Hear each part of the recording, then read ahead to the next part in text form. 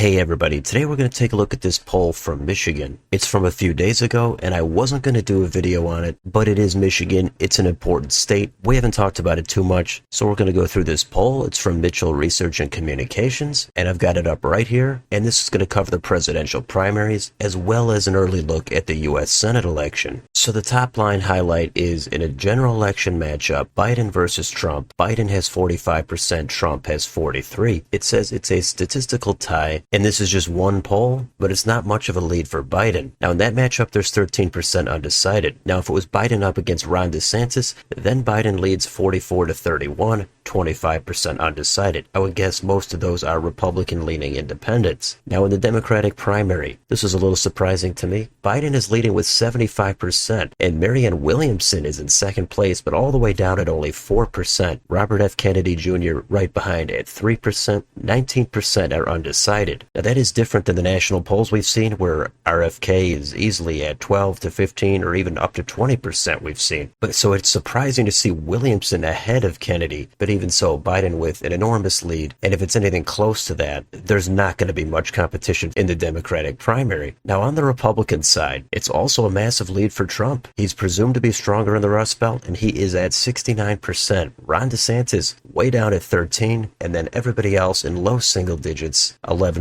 undecided. So even if the undecideds break evenly, Biden and Trump are going to be winning Michigan. And of course, it's early. It's one poll. Maybe this is an outlier and it is much closer. Maybe something changes in 4 or 5 months. Now, if Biden has a serious medical diagnosis, if Trump has more legal fallout, that could change the dynamics. But as of now, wide leads for Biden and Trump. Now, the U.S. Senate election, that's going to be a key race. It's assumed the Democrats are going to be favored. I would agree with that, but it's far from a guarantee. So for the Democrats, it's presumed it's going to be Elissa Slotkin, and they test 2 Republican opponents, Peter Meijer and Mike Rogers. This shows Slotkin leading Meijer 41-28, 23% undecided. Slotkin leads Rogers 44-38, 17% undecided. And then this is interesting. The ballot questions were re-asked, providing brief bios of the 3 candidates. So this goes on to describe Elissa Slotkin is a U.S. Congresswoman who has represented both Mid-Michigan and Oakland County in Congress. Prior to serving in Congress, she served as a CIA analyst and as a Department of Defense official. Slotkin is described as a moderate, but has voted in line with President Biden 100% of the time. Then it describes Peter Meijer as a former United States Congressman representing the Grand Rapids area and West Michigan. For 8 years, he served in the United States Army Reserve and was deployed to Iraq for more than a year. He is the son of the CEO of Meijer Stores and is considered to be more moderate. And then it says Mike Rogers is a former law enforcement officer, state legislator, and United States Congressman. He served in Congress from 2001 to 2015 and was chair of the House Intelligence Committee. He has authored several books on terrorist activities and has been a talk radio host. So once you describe these 3 candidates, then Slotkin's lead against Meijer narrows up 42-35, and Slotkin and Rogers, it narrows up to 1%, 42-41. So I don't really know what to make of those results, except Mike Rogers seems to be a stronger candidate, but there's a lot of voters that really don't know enough about any of these candidates, and I don't blame them. It's more than a year out, and it can be tough to summarize a candidate in a non-biased way in just a few sentences, but they tried to do it here, so for what it's worth, Slotkin's lead does narrow. And then here's one of the big concerns for the Republicans. They've only raised $93,000 this year, and the party should be raising tens of millions, just like the Democrats are. Money is not everything. It'll only get you so far. There's enough times where the lower funded candidate will win, but in a state like Michigan, for a U.S. Senate election and for president, Republicans are going to have to figure out something if they want this to be competitive. So back to the general election for president, Biden leading 45-43. This breaks it down further. Both of them are getting 89% of their own party, but with independents, Biden is leading 7 points, 41-34. And then we've got additional breakdowns with women. Biden only leading 46-43. That's surprising. And then tied amongst men, Biden is leading all the different age groups except 45-64. Trump is leading them by 7. Then we've got the racial breakdown. We've got the education breakdown. And then we go back to the U.S. Senate election. We've got similar breakdowns here. You could take a look at all the Slotkin versus Rogers data here, but it's mostly in line with what we would expect. She does lead by double digits with independents, and it's a similar story if you go down here here and take a look at Slotkin versus Meyer. She's leading big with independents there as well. So Republicans are going to have to not only get their base to turn out, they're going to have to make some inroads with independents, maybe pick off a small percentage of Democrats. But again, as I always say, a lot of this does depend on the national environment. That could sway this race by a couple of points. Down here we've got voter enthusiasm. 65% are very enthusiastic, but Democrats lead 71 to 66. Independents are at 54. And then they ask one more question here about Hunter Biden and a dual system of justice. This says voters are evenly split, slightly more agree, 49 to 46, that the FBI and Department of Justice are lenient with Democrats and very strict with Republicans. So you can take a look at all that data here. Of course, the link will be down below in the description if you haven't already seen this. If you go farther down, it will show you the individual questions that they asked in the survey. But let's take a look at this pollster's reputation, Mitchell Research and Communications. Here it is on 538. They have a C-. A lot of times the letter grade doesn't really mean much. I've seen pollsters with an A and they have a ton of misses, but this will give you some idea of where they fall. It's kind of split down the middle. Sometimes they overestimate Democrats, sometimes Republicans. If you look at the races from the midterms that they polled, it's kind of split. They had Warnock winning by 5. He won by 2.8. Slight advantage for the Democrats. They had Whitmer winning by only 2. She won by 10.5. That's a decent miss in favor of the Republicans. They also had Slotkin losing her race in the House. That was a big miss in favor of the Republicans. But back in 2020, they had Gary Peters winning by 5.4. He won by 1.7. For president, they had Biden winning by 7.1. He won by 2.8. And you could go back even farther if you'd like, but there's a lot of misses in a lot of different directions. So one last thing we can do is get on Wikipedia. Let's take a look at this U.S. Senate election. And there's a lot of declared Democrats in this race. Elissa Slotkin is the high-profile one. It seems like she semi-cleared the field. A lot of people are just lining up behind her, but Hill Harper is in this race. He's the more progressive candidate. And if you're a progressive, you don't want to see Elissa Slotkin in here. She's going to be just another middle-of-the-road, presumably corporate Democrat with a center-left lean. Maybe that wins elections, but if you're actually looking to shake things up and pull the Democratic Party left, it's not going to be Elissa Slotkin. Hill Harper, he might end up doing nothing, but there's at least a candidate for the Democrats if they want to go further left. Republicans do it all the time. They have an anti-establishment candidate, fires up the base, and a lot of times they come up short in the general election, but it's at least something different. It's not going to be more of the same pro-establishment, pro-incremental change that a lot of voters have had enough of. So Slotkin has a lot of endorsements already, but what are the Republicans going to do? We've got James Craig, Bill Huizenga, Peter Meyer. They've publicly expressed interest. We've got potential candidates Mike Rogers and Bill Schuette. I don't know if there's really any standouts. I know there was a lot of hype around James Craig in the GOP primary and the midterms for governor. Maybe he'll have a crack at it here in another high-profile race for U.S. Senate. But we've got the polling down here. There's another poll here with James Craig. It shows Slotkin only with a 1-point lead. That was from last month. And then we've got the other poll we just covered here. So Slotkin in the low to mid-40s. It's not a great sign for her, but I assume most of those undecideds would break in her favor. Unless the Republicans can string something together, sometimes it happens. The last thing the Democrats want to do is get complacent and think this thing is in the bag. There's plenty of times an underdog candidate comes out and wins, especially if the national environment is in their favor. But right now, I would say it's going to be Slotkin, not by a huge margin, but enough of a margin that the Republicans are going to be underdogs. So that's a look at this Michigan poll to see where things are at in the presidential primaries, the general election, and this U.S. Senate race. Let me know in the comments. Do you trust this poll, and what do you think of the results? What do you think about Elissa Slotkin? Could she alienate progressives? Who should the Republicans nominate? Let me know your thoughts down below. On your way out, don't forget to like, share, and subscribe. Thanks for watching, and I will see you on the next video.